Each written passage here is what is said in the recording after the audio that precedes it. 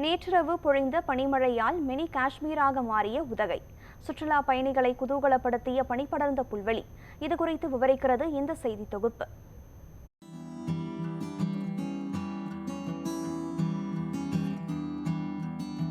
பசுமைக்கு சற்றும் பஞ்சம் இல்லாத மலைப்பிரதேசம் உதகை எனும் ஊட்டி. நீலகிரி மாவட்டத்தில் உள்ள ஊட்டி குளிர்ந்த அல்லது மிதமான வானிலையை ஆண்டுதோறும் கொண்டுள்ளதால் அங்கு உள்நாடு மற்றும் வெளிநாட்டிலிருந்து லட்சக்கணக்கானோர் படையெடுத்து ரிலாக்ஸ் ஆகின்றனர். எங்கு திரும்பினாலும் பச்சை பசேலென்ற இயற்கை, ஓங்கி உயர்ந்த மரங்கள், சுத்தமான காற்று, தவழ்ந்து தொடும் குளிர்தென்றல் என சுற்றி சுற்றி சுற்றுலா பயணிகளை தன்னுடைய இயற்கை எழிலால் மெய்சிலிர்க்க வைக்கின்றனர்.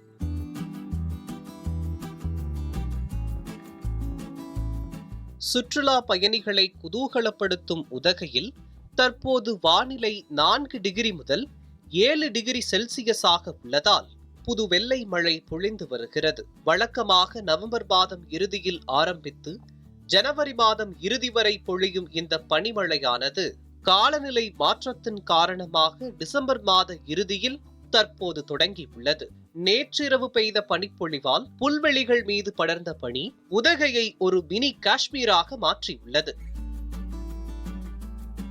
வெள்ளை பனி போர்த்திய புல்வெளிகள் காண்பதற்கு அழகாக காட்சியளித்தாலும் பெய்த உறைபனியின் காரணமாக கடும் குளிர் நிலவி வருவதால் பொதுமக்களின் இயல்பு வாழ்க்கை பாதிப்படைந்துள்ளது.